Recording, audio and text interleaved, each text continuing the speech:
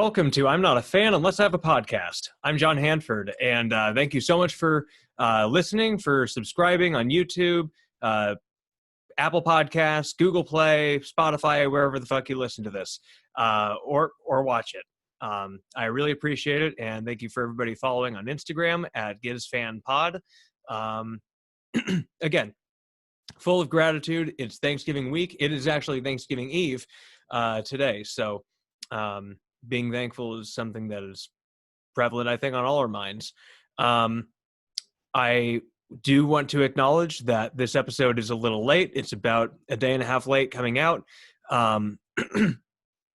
Sorry, losing my voice a little bit. I've been really kind of experiencing some stuff, and I will get right into that because I think it adds a little context to why this episode's late and also what's going on with me in general. So on Monday, my episode of the Kill Tony podcast, it aired. It's on YouTube. You can check it out. Episode 482.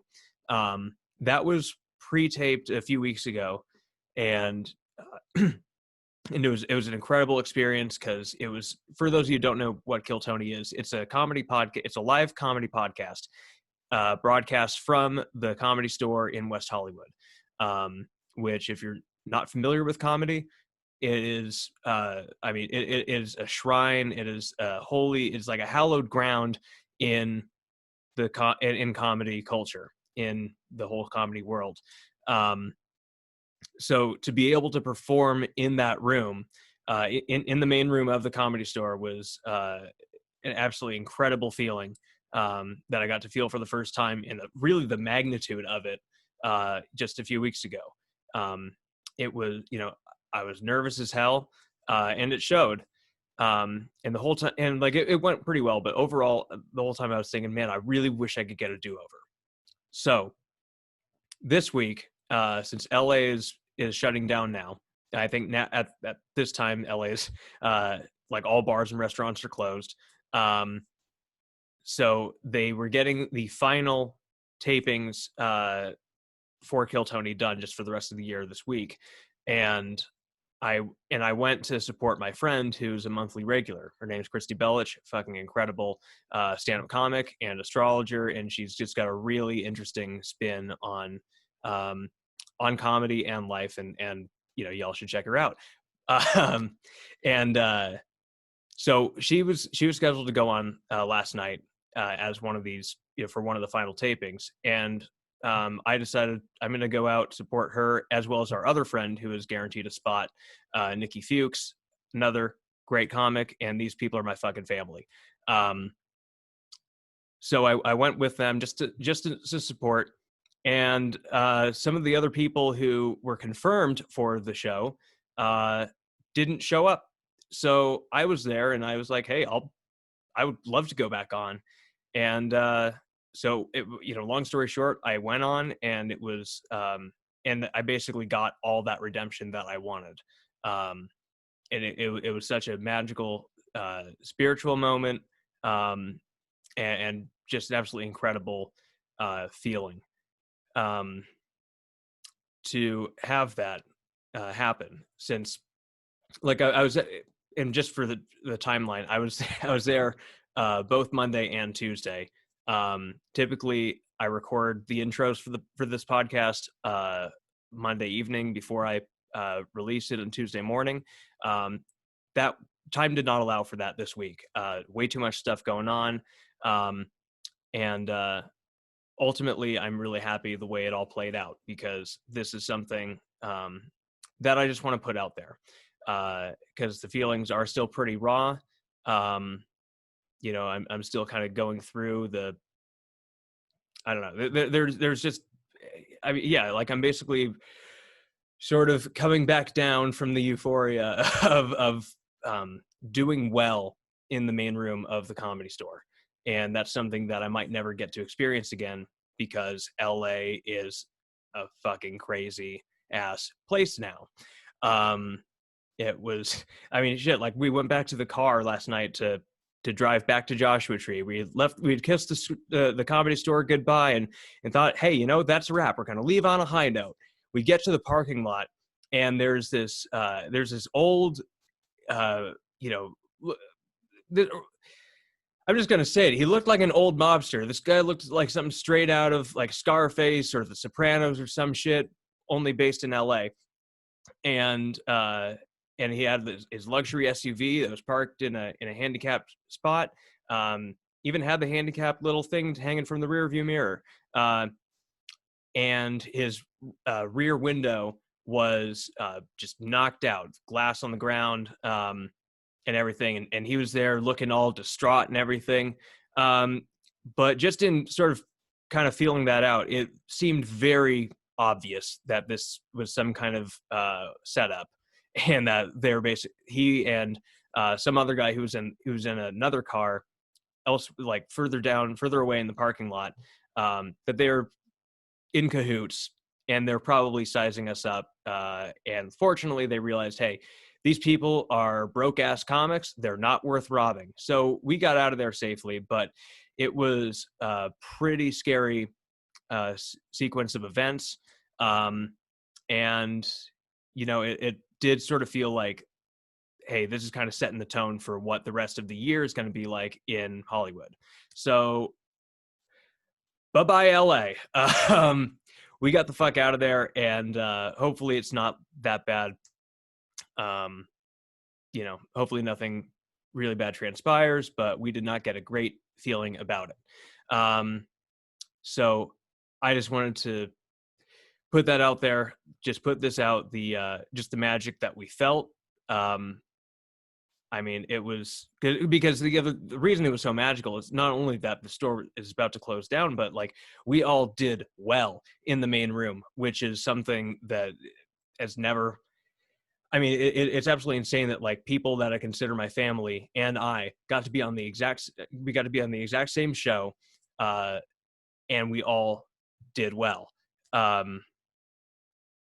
It was some kind of trippy ass cosmic event.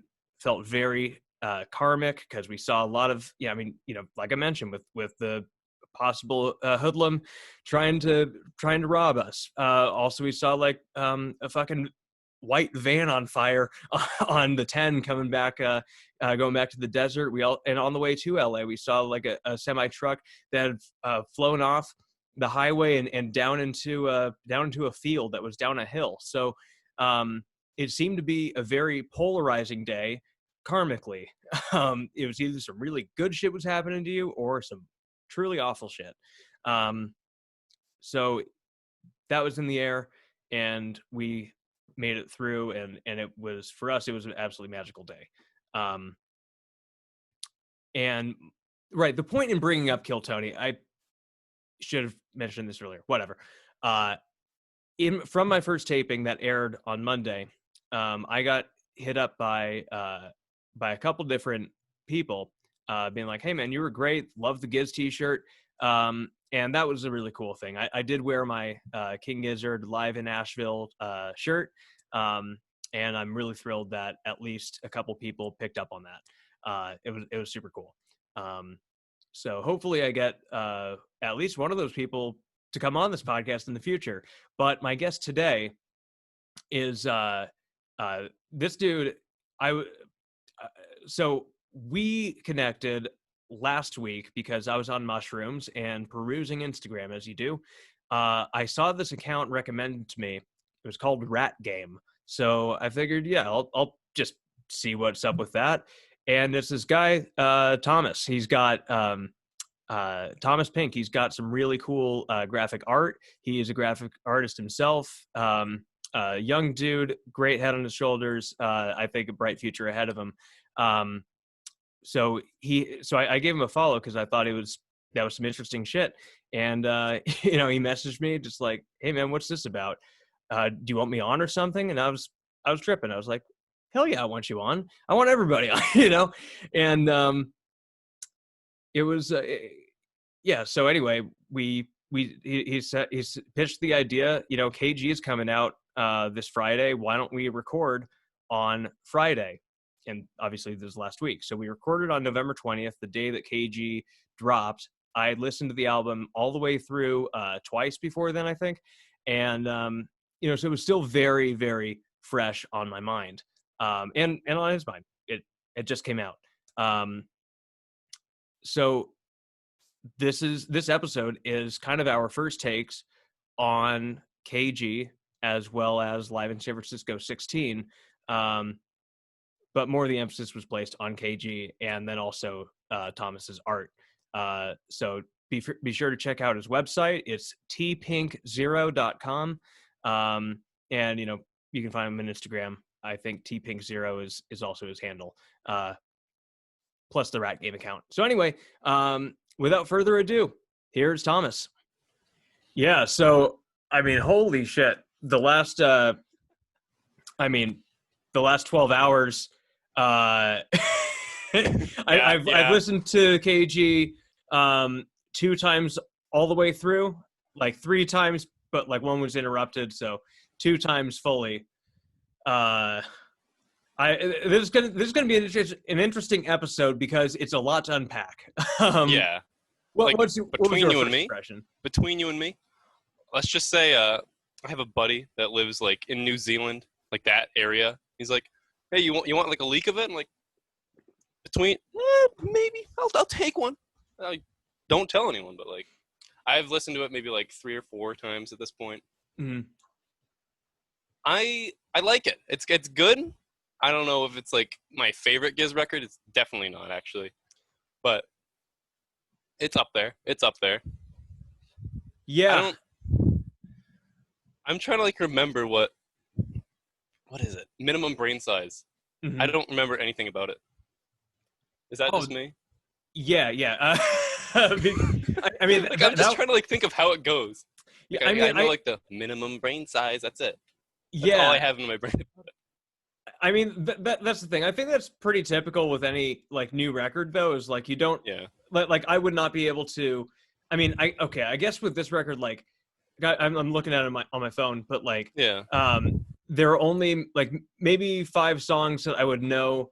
You know, right off the top of my head, like you know, I'd be able to the singles. I'd be able to identify, and it would be the singles that came out with, you know, with the videos and stuff.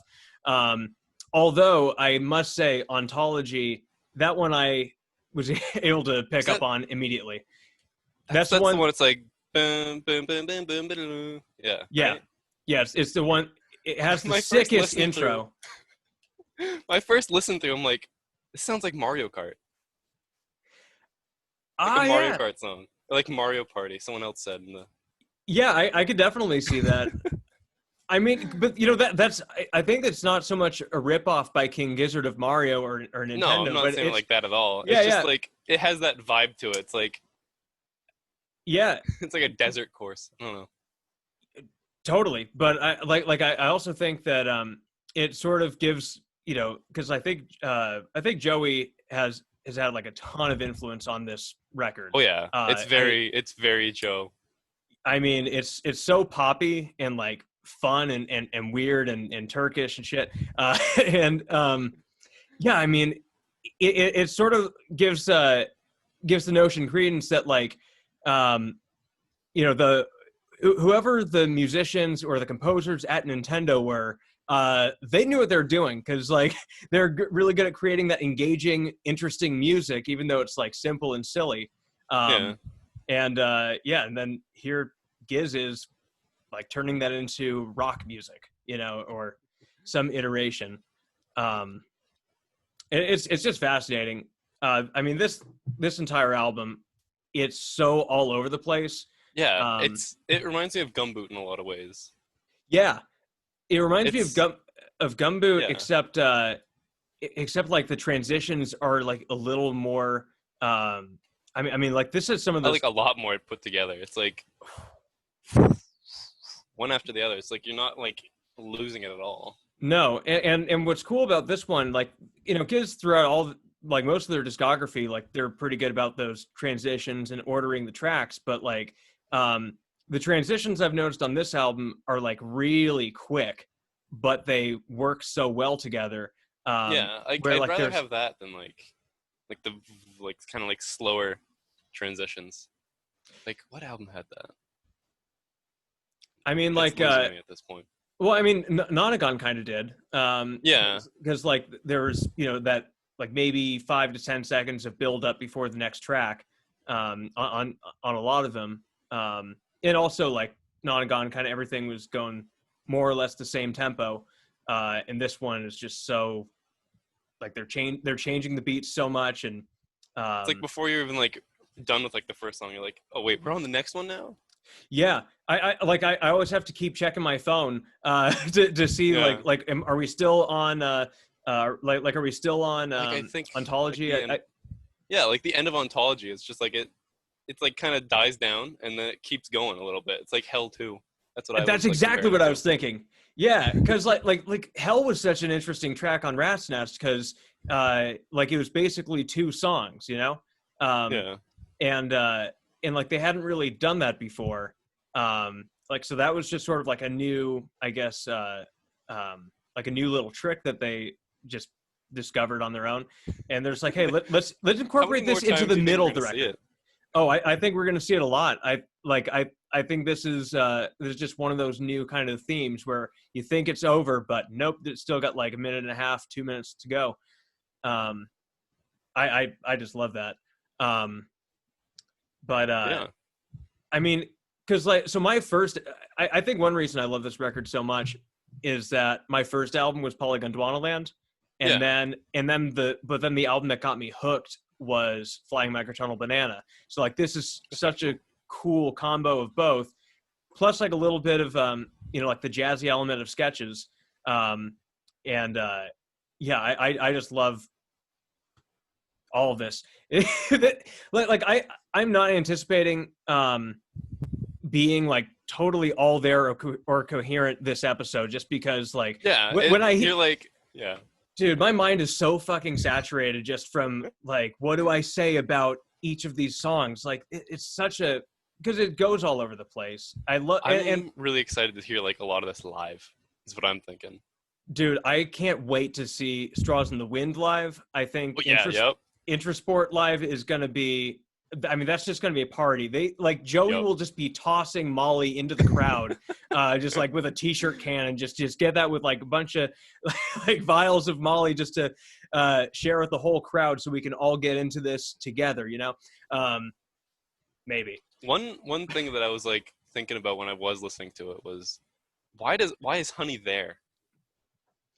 Like it Um, feels like we have all this new giz here, and then it's just like let's go back to 2017. Then we're gonna go like have something like really heavy. yeah, I don't know what to think of that. yeah, so Honey was the first single that they released from the album, Yeah, and like I kind of like that they so I do think it's weird in its placement, but I also think it's sort of it sort of gives like trying to like very much keep alive that old part of them, yeah, like I think Honey was sort of a like sort of an sort of paying homage to Sleep Drifter, because like Stu said, yeah. it was born out of that jam, um but yeah, I Like they kind of played it with what is this guy's name? Boogeyman Sam. Like he released. Remember, like you remember seeing that, right? Where it's yeah, kind of yeah, like they opened up Street Sleep Drifter with that. Yeah, yeah, yeah. I mean, it's such a cool it's an interesting song, but like now, but back to what your initial point was, like now that you hear the rest of the album, Honey doesn't really fit that well. no, It's like, although the final track from the album, The Hungry Wolf of Fate, that's one that I'm still like trying to really get into, because that one also doesn't really, to me, it doesn't really feel like it fits yeah, with the rest of the album. Um, and like a couple episodes ago, I was talking with somebody about how like how it's interesting that this album is just called KG. You would think that naturally the next one would be yeah. LW, and so with Honey and The Hungry Wolf of Fate being the final two tracks in this record, I wonder if they're somehow going to be leading into the next, or like giving some kind of teaser. Like I remember someone on the subreddit posted like like an interview that they did with Ambrose, and they're like, "Oh, with it being called KG, wouldn't it make sense to like have it the next one be LW?" And then he replied like, you know, never know, kind of thing. But Yeah.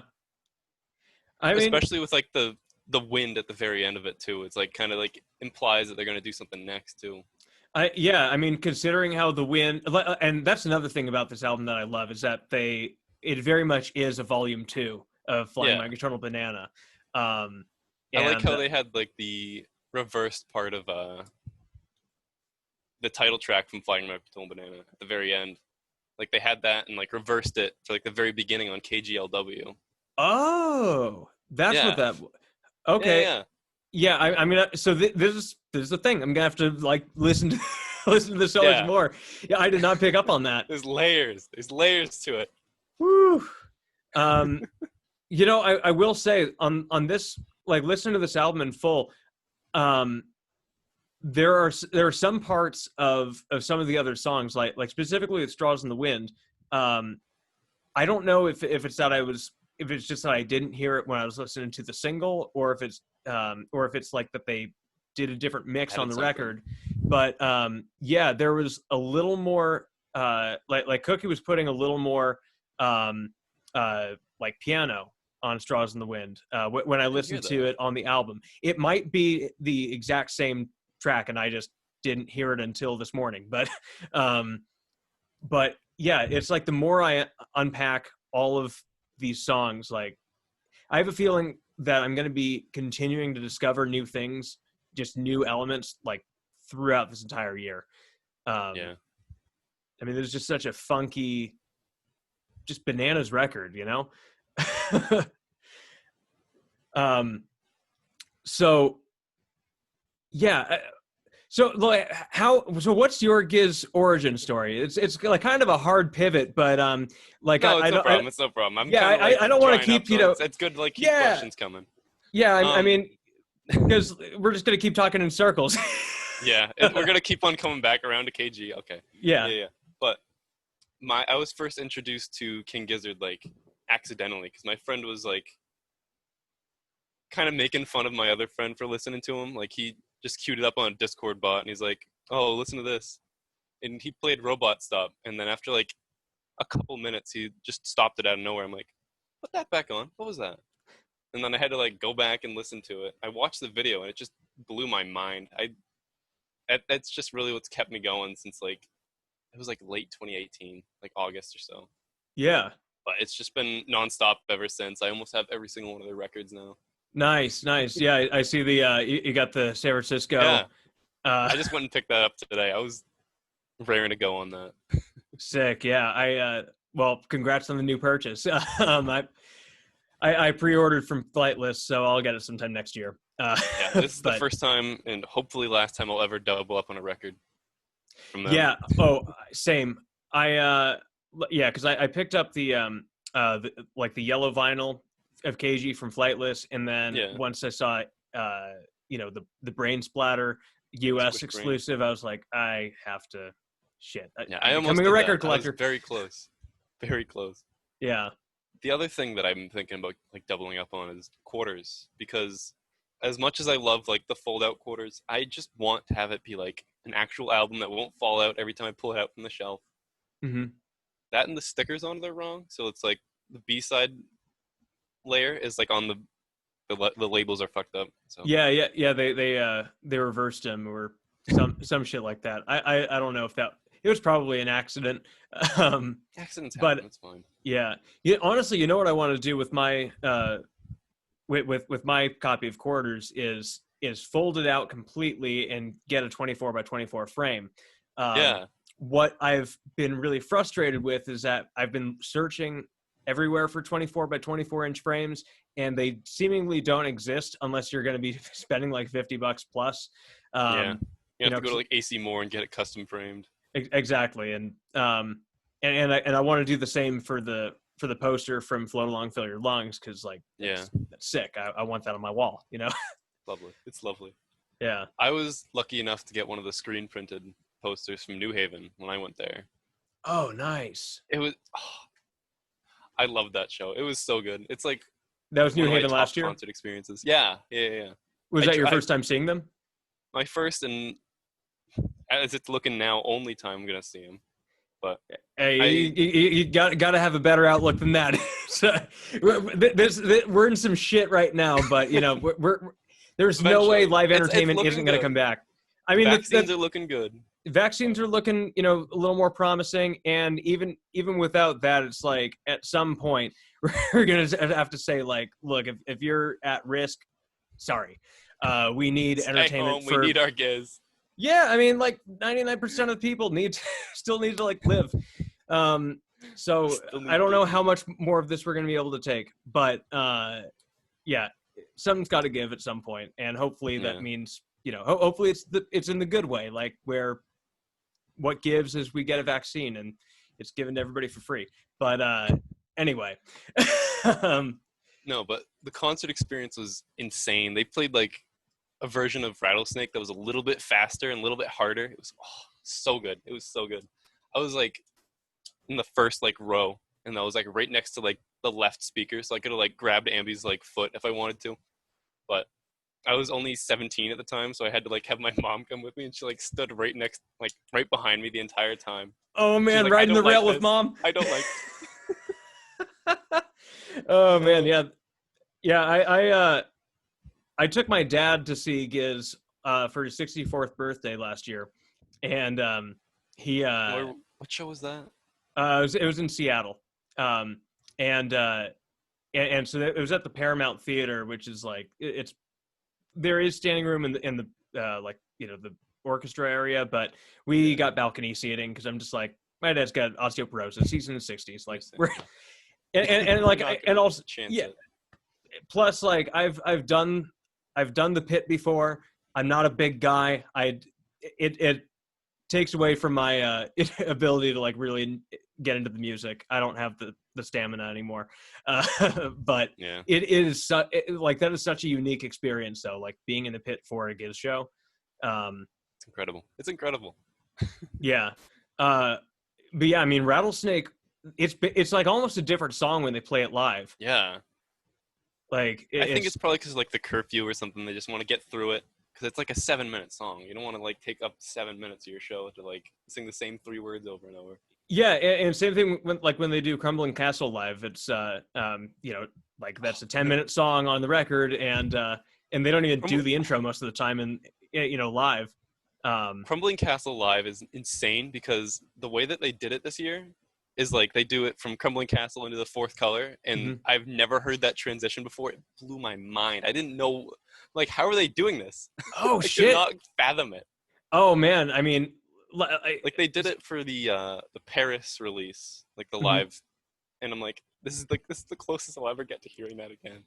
Oh It's well, just dude. I mean, check out their KEXP session on YouTube. yeah. I They forgot about I hadn't seen that before that. So yeah. I mean, yeah, because they start with Crumbling Castle, Fourth Color, and then, you know, go into Deserted Dunes, and I it's mean, just it's mind blowing. such a great suite. And yeah, like I mean, anytime they start breaking out like the polymetric songs, you know, like Muddy Water or The Wheel, or you know, like the Horology suite from Yeah, Polygonwanaland, like it is such a fascinating thing to watch because like it's just you, because you see all the instrumentation happening simultaneously, even though they're playing different parts, and like it sort of like unpacks the like it's I'm trying to for lack of a better word, because I can't find the word I'm looking for.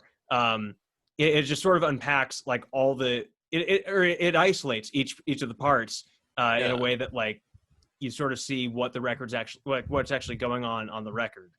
Um, yeah, there's just something about seeing it live that like really hammers that point home of just like how magical and, Yeah. I mean, just fucking godly that shit, that shit is. Um, but yeah, so Like another highlight from that show was they played Altered Beast 1 and Alter Me 1, and like mhm. having the crowd behind you all just go Alter Me all at the same time is like it also gives me like it's the same feeling. It's just goosebumps. incredible. Yeah. I mean, Or so like Venusian one, where they go that one part. You know what I'm talking about. Yeah, yeah. it's I mean, it's yeah, of course, like the breakdown part was just no, see, yeah, the shit's fucking. I mean, the crowd is such a fucking powerful force at a Giz show. Like, did you see the Drunky Shrapnel video or yeah. I've seen it movie? like 2 or 3 times at this Yeah, point. I think I just watched it like 4 times in like the 24 hours that I had to do it. Um, and yeah, I mean, like just seeing the crowd like pass that beer Yeah, back to Sam the Sound Man, like it's like we're all in this together. Which is such a cheesy thing to say, especially in light of the pandemic, because you yeah. can't count the times I've heard that this year. But seriously, at a Giz show, like everybody is in it. It is just one conglomerate being. I mean, yeah, it's just one whole. I mean, yeah, like it's just like there's the band's the nucleus, and then you've got like everybody else who's just like the. Cytoplasm. Yeah, I did not do well in science, so I'm I like didn't either. I not don't very know how I good know with that. my. Well, Hopefully that's right. yeah, hopefully I'm not. I won't be able to correct that, but yeah, but everybody should know what I'm trying to say. Like we're all a cell. Like every show Yeah. is a different We're cell. the inner cell. Damn right. I was hoping to Funny, go for funny. that. I referenced it. Do you get it? Yep. Fuck Okay. yeah. But yeah, so like I see you got the Rat's Nest poster Yeah. behind you. So would you say that you're a bigger fan of Giz's harder stuff, or is it love everything. I love everything that goes up to Nonagon. Nonagon is great. Impeccable album. I feel like everything like the 2017 stuff is good, but it's just not as good as like everything before Nonagon. That's just me. I feel like that's kind of a hot take, but I'm a sucker for the old stuff. I love it. Yeah, I mean, I don't think it's a hot take. I think it's just like a matter of personal taste. Like Yeah. it's I mean, because like admittedly, Sketches took forever to grow on me. Like Sketches is amazing. I love Sketches. It's a brilliant album. But like because whereas my initial foray into Giz, I guess it was Polygon Land and like Flying My Control Banana, which came out after and before. But yeah, it was just like Sketches was definitely, I think it seemed to me like a bigger challenge to the band than Flying My Eternal Banana, or Polly for that matter, because like those are very much, because like those are still like rock albums, and with like kind of a lot of I mean, Polygon to Wonderland obviously super tight and well composed and everything, but Flying My Eternal Banana is just kind of like an avant-garde, just sort of like hypnotic jam, which seems easier to pull off than like Afro jazz, Yeah. But I mean, yeah, it was an incredible album. But so like I know what you're saying with like Mind Fuzz being kind of like that, just peak psych. Paper mache, yeah. Don't forget. Quarters. Yeah, for sure. All that stuff is just impeccable. Yeah, I mean, like I've actually really enjoyed recently going back and listening to those old albums. Like I picked up 12 Bar Brews on vinyl. That was my first Giz record. Yeah. Good. Yeah, and it's weird though, because like that one actually took a while to grow on me, because like I wasn't used to like just garage shit and just like that simple Giz. Like I was like, what the hell's that? Like I love Willoughby's Beach. Willoughby's Beach, like the album and especially the song. Mm-hmm. The song Willoughby's Beach is. I want them to play it live. They did it for like a couple of the shows that they played before quarantine happened, and it's just a really powerful song. Like I can see it playing at like the end of a like a 2000s feel good romance movie or something. Yeah, I don't know. I mean it's I mean that's kind of a funny way to picture it, but I can see it. Yeah, I mean like a coming of age movie. That's what I'm thinking. Yeah. Okay. Yeah. Fuck yeah. I mean like that could easily be for like road trip, like that kind of vein of movie. God, Tom Green's so underrated, but Yeah. Anyway, yeah. What was I saying? With You're talking about 12 Bar Brews and how it's just you're not used to garage stuff. yeah. I mean, and same kind of thing with Oddments is like, just well, like what I was getting at was just getting back to like the simple stuff and just Yeah. like seeing that, because like that's what I think of when I think of old gigs. But now, like when you I just see, want another garage record. I want like another one that's like 12 Bar Brews. I mean, I could totally go for that. I could go for a whole bunch of different more Giz records, but you know, like part twos of previous ones. But I just remember my point. You know, like when you see them live and Stu says, all right, we're going to play an old song now. Like immediately I'm thinking like, oh, we're going to hear something from like 2013 or They like, played Hot Water. That's yeah, that's what I'm thinking of. Yeah. And like they want us to introduce, I think in Ash, when they, in the Asheville show, they played Lord of Lightning and Stu was just like, we haven't played this one in forever. And I'm just like, oh shit, we're going to get like, you know, maybe, you know, God's Calling Me Back Home or something, and you know, something off of like, you know, something like That's bananas out of the just totally out of the woodwork, and then it's just Lord of Lightning. Yeah, right.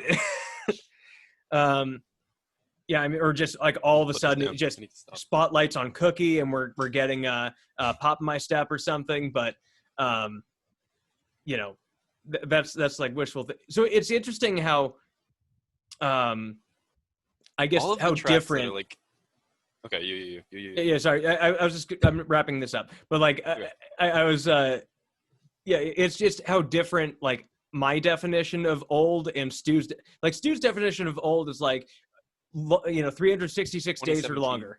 Yeah, I mean 2017 is like in the archives, you know. It's yeah, man. I don't know how Stu processes time that quickly, like. But it's just go. I think that's really how it is for a lot of these musicians. But I was gonna say like all of the songs that are sandwiched between Head on Pill and Float Along Fill Your Lungs, like I feel like everyone forgets about those all the time. Mm-hmm. Yeah, I mean that 30 whole past album. 7. I mean, it's just wonderful. Yeah, 30 past 7, Mystery Jack. I mean, yeah, and that's the thing. Like, the only songs you can really remember from the album are like "Head on Pill" and, you know, in terms of titles, "Head on Pill" and "Float Along." But I mean, like, Float Along just because it's the name of the album, right? And I mean, also it's a fucking sick, just space out stoner jam. Very good, like show closer.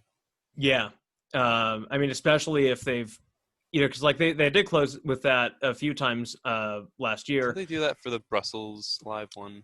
Yeah, I think they did. And just before it, they played you know, like a bunch of Rat's Nest. You know, I think they played Organ Farmer and you know, some other like thrash. And then just to mellow it out with Float Along, it's like, all right, take me home, you know. But yeah, I mean, it's just so, since you've only gotten to see them live the one time, what, I mean, try to walk me through, like, you must have gone through so many different you know, thoughts of like what's coming next, or like, holy shit, I'm seeing this live. Like, I remember like seeing all of the, I was like glued to all the set lists, like setlist.fm. I was like glued on there for like the entirety of their tour that year. And I'm like, I wasn't sure what I was going to get live. All I knew was that something about Venus was happening on August 27th. And I'm like, we're going to get both of those songs. And lo and behold, we have Venusian 2 and Venusian 1, first 2 songs in the set list. Yeah. Okay, so they played Venusian 2 first? Yeah. And that show, Venusian 1. I hate that. Like, it's... I had no qualms with it. I like the dum-dum, dum-dum, dum-dum. Yeah, I think that's a really good like show opener. So, well, I mean, that's self-immolate. Is it? Oh, yeah. I have not listened to Rat's Nest in a long time. It's not one of my favorites, so I don't get back to it very much. Oh, okay. I mean, so Rat's Nest is kind of what got me into thrash metal. I mean, I shouldn't say that much. I haven't really checked out any further thrash metal, but I really like, Rat's Nest, so I'm Rat's open Nest to is it. really good. I just kind of burnt myself out of all Giz for like 2 or 3 months, and I was listening to the OCs a lot, and then I'm Oh yeah, like the hype of the album is like kind of what's been pulling me back in. Like I remember hearing when Honey came out, I was like super into Giz still, and then I kind of like got really burnt out for a bit, and then they released Some of Us, and that was kind of like, okay, I'm just gonna pull back out and let's see what else I can find.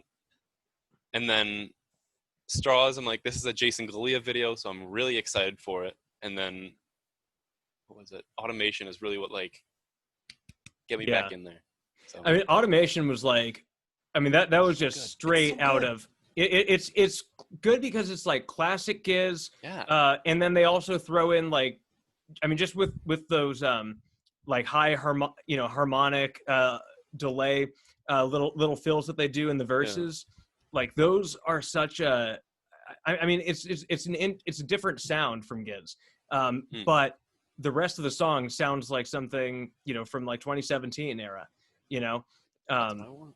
and yeah, I mean, it suits you. Like I think this album, it does such a good job of like pulling from all like the classic stuff, but Yeah, there's a also little something for everyone. yeah, and some of us, like the first time I saw that video, I was just like, oh man, this is going to be a tough sell for a lot of people. Like it was Yeah. initially for me, it was kind of like nails on chalkboard, um, but then like once I got through it, I was like, all right, we've been through this enough with this band. Like I know that they're going to Infinite find a way Rise. to yeah, they're going to find a way to add context to it and like make it make sense. Uh, um, but yeah, as a standalone track, it is not an easy one to share. It is. It's not strong. It's not strong. I think that's a really good strategy that Giz took though. Is like they took all of their kind of weaker songs from the album. Like let's make those into singles. Yeah. I mean, I really, I would argue that Some of Us is a really strong song. In terms of like the lyrics, Yeah. like the lyrics are It's a just, Cookie song. How can the yeah, lyrics not be good? exactly. He's amazing. um, Love Cookie. yeah, but like it is weird though, but Yeah. like also just with hearing like Intrasport, which by the way, did you see the video for that one? The video. It's like the first PHC video in a while that I've like actually enjoyed. Really? So you're not a huge fan of PHC? I'm very anti PHC. Like they made Anti. Comfort This is a Zone. hot take. They made Comfort Zone. They made Planet B. They made Chunky, and then they're like, okay, let's see what else we can do. It's not really my favorite kind of. I don't know. I'm just very pro Galea. I love the Galea videos. Yeah. That's just me. I mean, I just like the ever expansive nature of like, the behind the scenes type of stuff that they do. Yeah. Like, Respect to Joey and all the people that are at PHC, but it's just like I feel like I'd like to see a video that isn't black and white in like 320p. yeah. That's just me. Yeah. No, it's a valid, it's a valid observation. Yeah. For me, I just like, I'm predisposed to liking everything. So Yeah. I always try to go into stuff with like, this is gonna be great, this is gonna be awesome, and it's just like, I feel like they've just dropped the ball a couple of times. That's just my personal opinion. damn harsh. Like they have this amazing source material that they can go off of, and then they just kind of make like okay, Organ Farmer is another really good video, but like Honey's just kind of bland. I don't know. Like I appreciate what they did with the video. It's just like we've had videos like People Vultures, and we've had videos like Gamma Knife. Yeah. It's hard to follow. That's really what I'm trying to say. I mean, it definitely is, but I think considering how hard it is to follow, it's probably good to just change it up completely and just go for a totally different aesthetic. Yeah. I mean, like the Honey video, I really liked because it was just so relaxed, but also, but also just kind of ominous, Like actually, come to think of it, so I drove down, like I live in Southern California, but my parents live in Seattle. And I was driving down, like I'd visited them in the summer, and then I was driving back to California like on Labor Day, and that's when all the wildfires were going. Like all through Oregon, like I was just driving down I-5 and like both sides of the highway, like shit's on fire. And like, like I would just see like the sky and it's just like this, like Red yellow, haze. orange, red, black. I mean, it was so weird. And the craziest thing is like when you're faced with that kind of, just drastically different and terrifying landscape around you, like, at least for me, like all of a sudden I was just overcome with like this calming sensation. Like my body was basically getting ready to die. And in like that context, I feel like Honey is good. Yeah. Oh, Honey was tremendous. I mean, like, so Honey, I feel like encapsulated that feeling perfectly. Obviously they're able to do it with just, lens filters and shit, but they weren't out setting fires just for their music video, which honestly would be a better reason for a forest fire than a gender reveal party. The gender reveal, yeah. Like if all these fires were just from Giz recording like like another video, I'd be like, come on, Stu, get it together, but forgiven.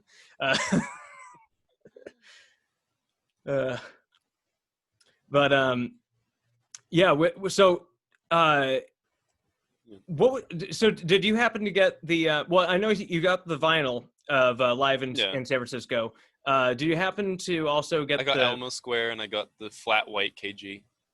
Nice. But I was gonna ask, like, did you buy the did you buy the video on Vimeo? Yep. Yeah. I've watched that twice now. I still haven't been able to sit down and watch it yet, just because this week has been insane with like just getting ready for really KG. Good. The way I would describe it is like it's like what would play like when you're walking into the venue and they have like the bar with the TV and it's all black and white. That is what Live in San Francisco is. It's just that, but they have like different camera angles and stuff. It's really good. Oh yeah, like it's that same kind of vibe. Well, that's cool. I mean, which is, I wouldn't expect anything less from Giz, Yeah. Because like when it comes to their live videos and like aside from Chunky, a lot of it is just kind of that sort of like classic psych type of thing. But just like with the black and white videos, like very raw and like underground venue aesthetic kind of thing. You know what I'm trying to say. But I gotcha. But how do you feel about them doing a double release like at the same time? Because for me, it felt like just way too much. Like, why couldn't this have come out a couple months ago? I appreciate it. Yeah. I feel like, they could have staggered it a little bit, but I think like it's a lot more exciting to have to pay $60 as opposed to just $30. You know what I'm saying? Yeah, I mean, just drop it all at once. Yeah, maybe I can see that. I like to have a bunch of stuff to like just kind of like go through at my own pace, I guess.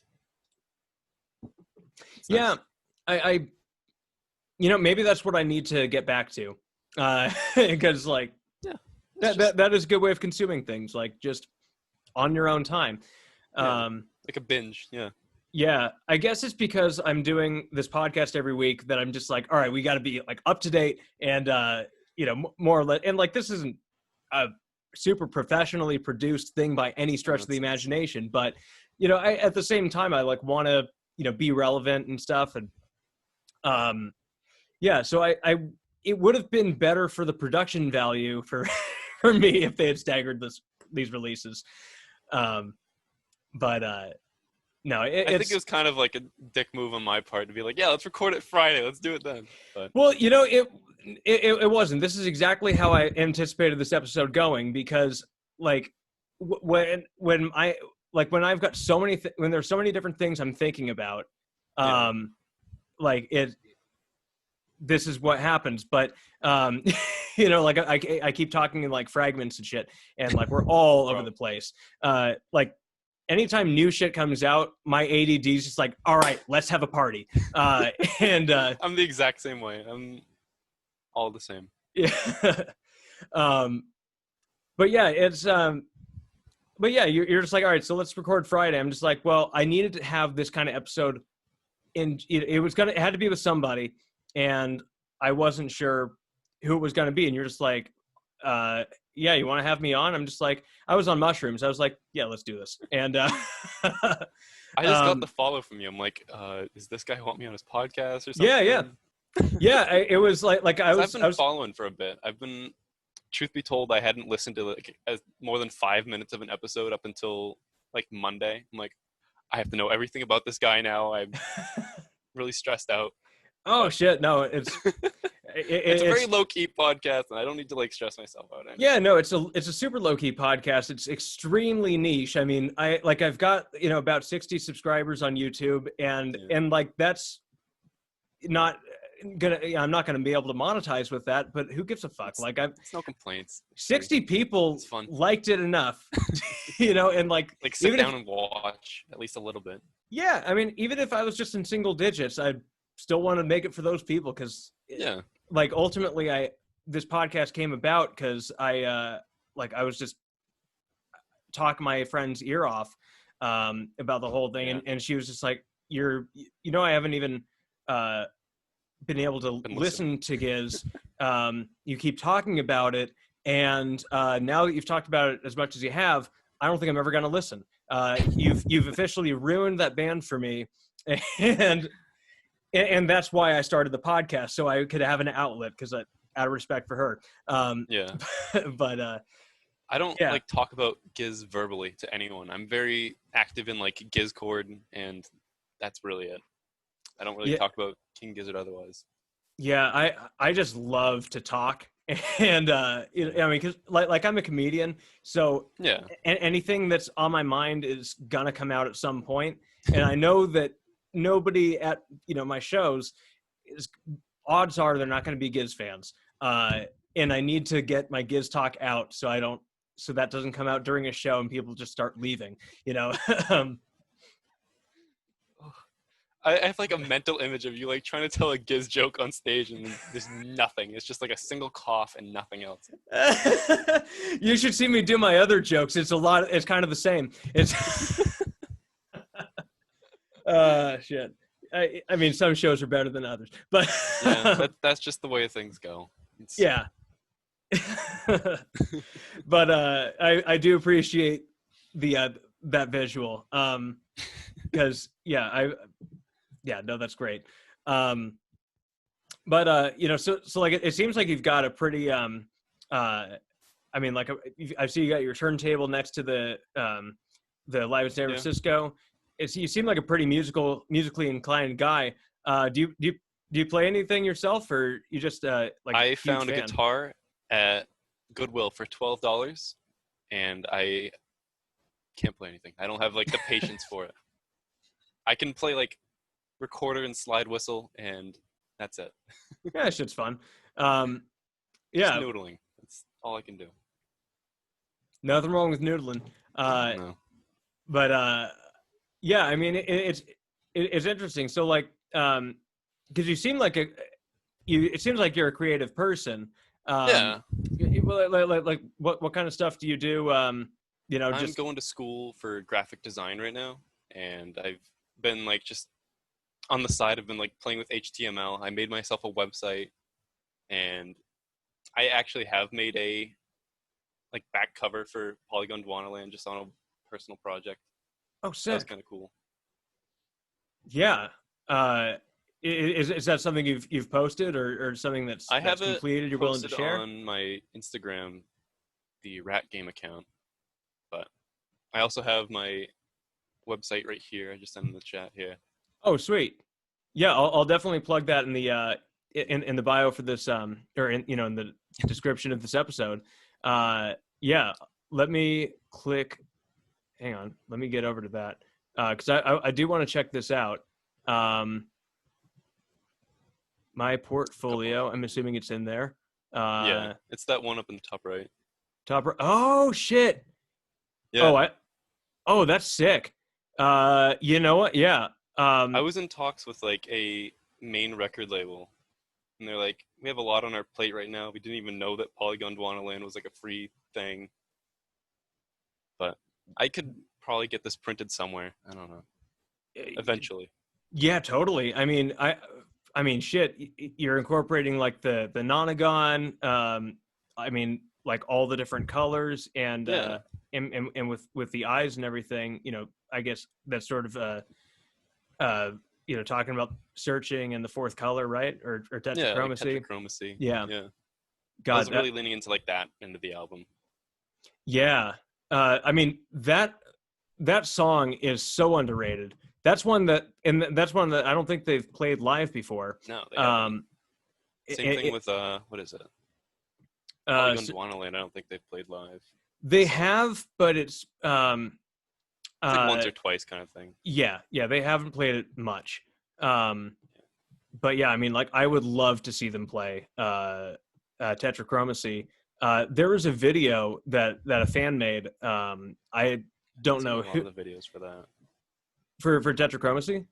For like Polygon Dwanaland in general, I've seen like the Crumbling Castle video, but that's it. Okay, yeah, yes, but some like just some random person decided to um, pair Tetrachromacy to like this.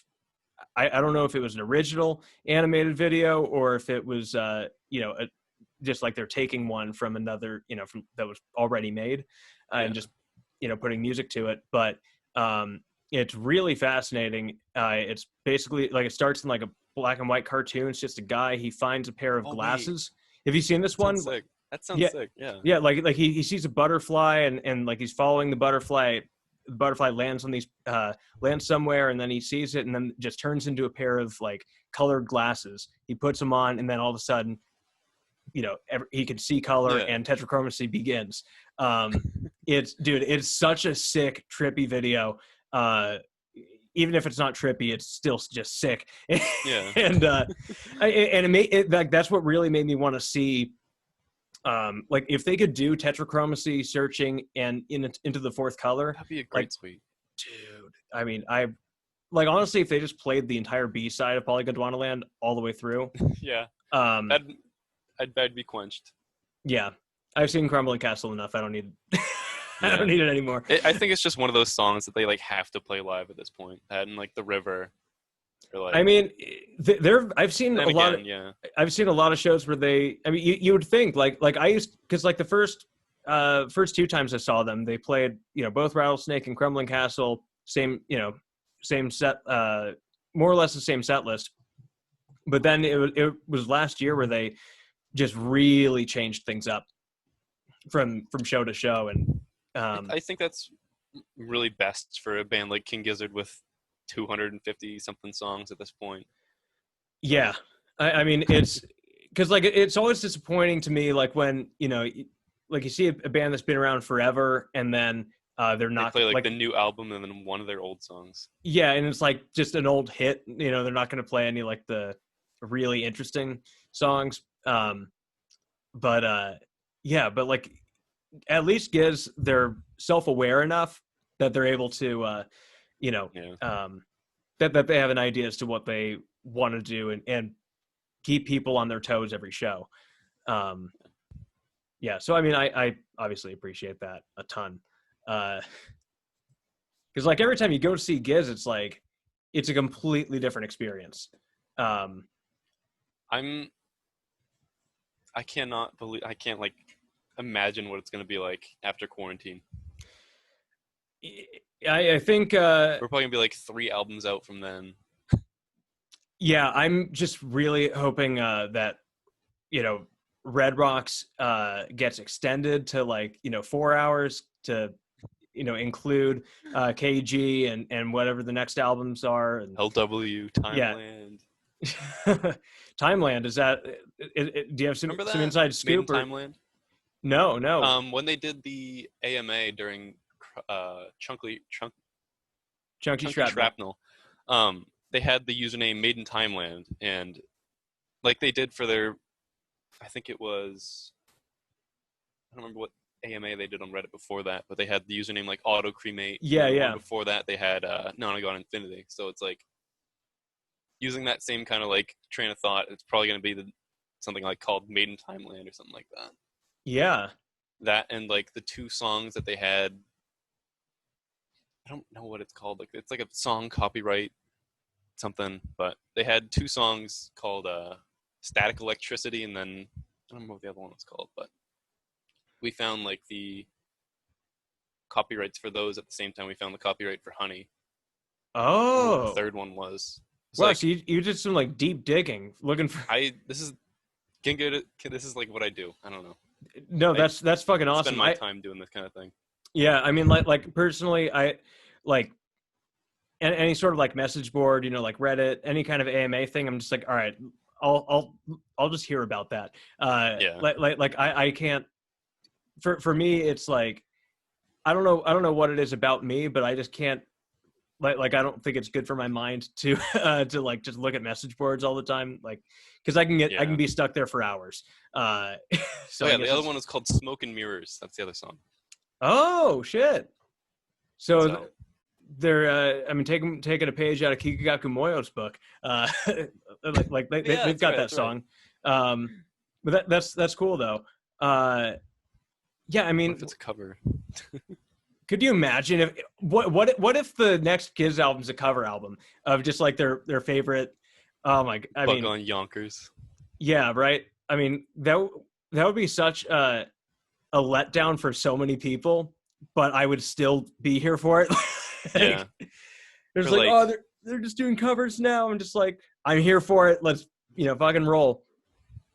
I remember when, I don't know why I'm thinking about this, but like Castle Face, they did like the entire like label, they did a cover of the Velvet Underground and Nico.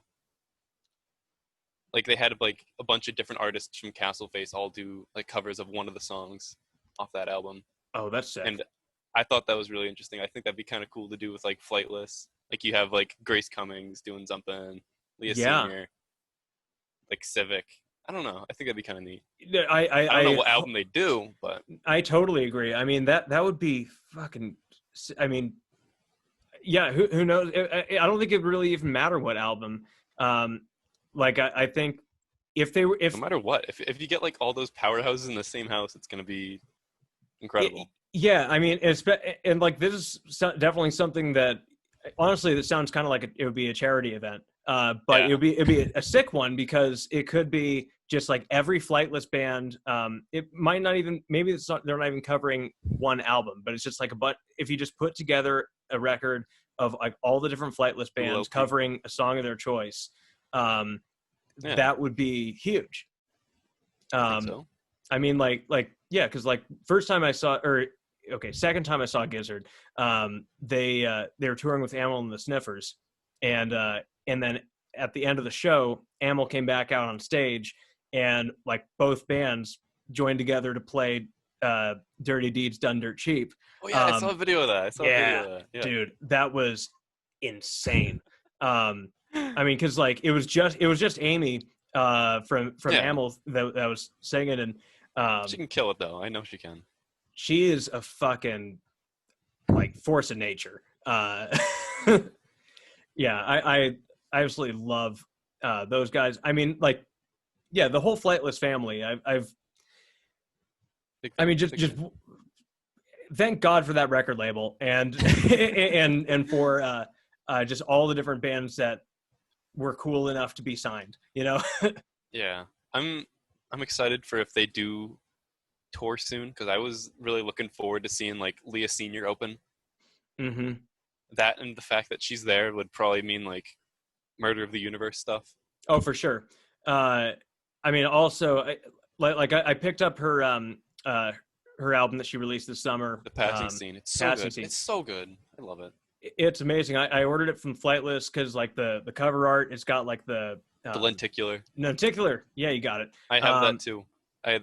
They didn't put it in the envelope all the way, so the top of the album is kind of scuffed, but Damn. it's still really good. I love that album. Love that. Yeah. I mean, I just listened to it yesterday. It's hard for me to make it through that album honestly without like kind of getting a little choked up. Like Yeah. like Dreary Day is such a fucking beautiful song. Basically it's like all about self-acceptance, and Yeah. like I think that's something that we all kind of struggle with, inherently. Yeah, it's just so fucking beautiful, and like I was like crying like a bitch. The first, like the first 6 times like first 10 times or so I heard it. Just like, God, this is so perfect. But yeah, I can't wait to see her. And hopefully it means Murder the Universe stuff too. I'm looking forward to it if it happens. Yeah. When it happens. There's no more ifs this podcast, no more. Done. Yeah. Yeah. No, we're manifesting shit here. I'm like, once this episode's over, I'm getting right back to my vision board. So, got my candle circle. It's funny. I am actually making a vision board, and I was picking up magazines for it yesterday. One of the magazines, I was like, I have to get this. It's about like it's I forget what it's called exactly, but something to the effect of what goes on in your dog's mind, and it has like this thoughtful border collie on the cover. It's like it's like looking off into a sunset on a cliff or something. I mean, hopefully not a cliff, but no, you know what I'm saying. It's like on the water. It's really pretty. Yeah, no, like this dog was just like in some kind of Sears photo studio. Just like, why am I at a photo shoot? But like every page is just like a different dog. It's so fucking funny. But I think we're gonna get to wrapping up pretty soon. But before I let you go, is there anything else Giz related that you've been thinking of, or maybe if it's not Giz related, something else that you want to talk about? The Murlocs EP represses. Okay. They're gonna be pressing Murlocs on one side and probably TP on the other side. You can tell because I think it was on the Flightless Instagram. They're gonna be like, they said what was it? It said something. It's like, oh, the younger Flightless artists are gonna be like wondering who this is or something. But it's the Murlocs. I'm really excited for that. I'm really excited for the Pipe Eye represses. Despite have those been confirmed? I mean, they had like a bunch of them, right? The Pipe Eye represses. Yeah, I mean, I heard something about it and then nothing. So they posted like a picture. I don't remember where I saw this, but it was like a picture of like a white, like a postage box, and it said like Pipe Eye on it, and it's like, oh, sweet, yeah. So apologies to Cookie Dog 69. Sorry, very sorry. Yeah. God damn. They're probably gonna make it different. They're probably gonna make it a little bit different. It's probably gonna be like a 12-inch, and they're gonna make it like 45, just so you can have that, retain that value. Yeah, yeah. I'd like a repress of like the early Giz stuff. I'm like, I have a lot of stuff. I'm like spewing right now. I'm sorry. No, you please keep going. But yeah, I mean, like Cosmic Blip, I would love to pick that up. It's such a perfect EP. But you mentioned when you said like one side Pipe Eye or one side Murlocs, the other side TP. What's TP? Because I'm not familiar. Oh, the Murlocs EP. It's called TP. It is called TP. Okay, yeah. That's hilarious. Both very good. Admittedly, haven't gotten anywhere close to as into Murlocs as I am King Gizzard. I love the Murlocs. It's so good. I have none of their records. I don't know how that happened. I want all of them. They're very good. I mean, have they been repressed by any other label out, aside from Flightless? I think it was like they put it out with Flightless and that was it. I think that TP was only on a CD too. Oh shit! There's a lot of E sounds in there. The TP EP was only on a CD. Okay. I'm done. No, I like. I'm here for that kind of shit. Wordplay's great, but yeah. Anyway, Tom, thank you so much for coming on. And I'm